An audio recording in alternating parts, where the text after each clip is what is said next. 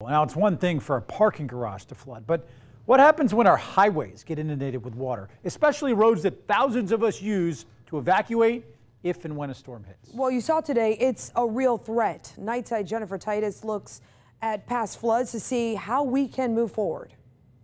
Well, I've been in High Springs for 30 years. I've owned the canoe outpost for 29 years. Jim Wood is the owner of Santa Fe Canoe Outpost. His business sits on the Santa Fe River. You can turn your camera. Yeah. See the glass sliding doors? That's an apartment there. It was, inside the building. The water. So the water was inside the building.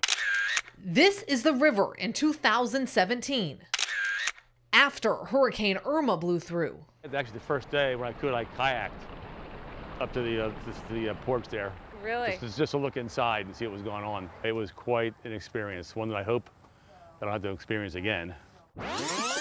Fast forward to hurricane seasons and the Santa Fe River is low now, but remember, back in 2017, this river rose 15 feet in just 36 hours. That's 13 feet above flood stage. You look at the roadways that we have, and I-75 is the one that people immediately go to with an evacuation. It came just inches from closing. During Hurricane Irma, we had 6.5 million people that were evacuated during that time. That's the largest evacuation in the history of Florida. Troy Roberts is a spokesperson with the Florida Department of Transportation.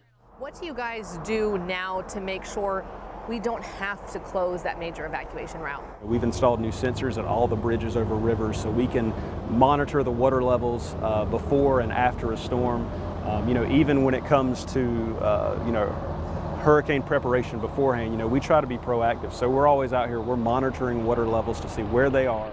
And it's not just the water near I-75. They are paying attention to another major evacuation route, I-4. Parts of the interstate had to be shut down in June after heavy rainfall flooded the roadway.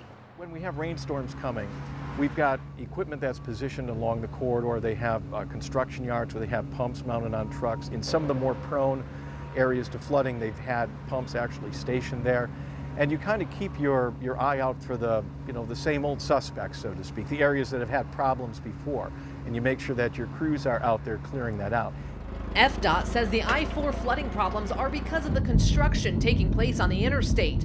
If they see water on the road, they work with the contractor to make sure the problem is fixed and fast.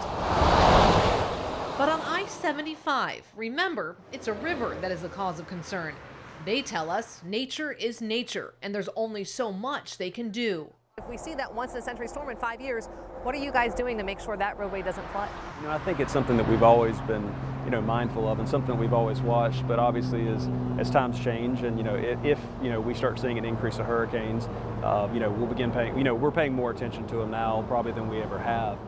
And while they're monitoring those river levels, it's important that you're monitoring those evacuation orders. When they say evacuate, Bobby, it's so important that you do so. Absolutely, and sooner the better, because the road conditions could go down if the river levels come up. So these are our evacuation routes that you see here. You're familiar with those, but just consider this. These are regular afternoon showers and thunderstorms. These could put down 1, 2, 3 inches of rainfall, and some of the roads that have poor drainage could have issues, but that's the type of thing that would go away after a couple of hours. Now, river levels is a separate issue. Look at all this rain just over the last 4 days, and to be honest with you, this is less than what we normally see. This water drains into the rivers. Those rivers slowly come up, and they can cause major flooding on the rivers. That river level is very slow to come down. All of these little dots you see here are river gauges, and this is where we actually track the level of the rivers 24/7, so we know if we're having a problem. And with a big storm coming, it could get worse. Absolutely, and that's what we saw with Hurricane Irma. Those river levels rise quick. Absolutely. It just goes to show you how important our major arteries are and how weather can play a part. And keep in mind, get out of the state. Remember, it was just last week we talked about how the water levels are rising here in Tampa Bay. I mean, this is certainly evacuation routes. They could be changing, so certainly something we're going to be watching. And just to recap, the best thing you can do, by the way, is to evacuate the moment that you're asked to.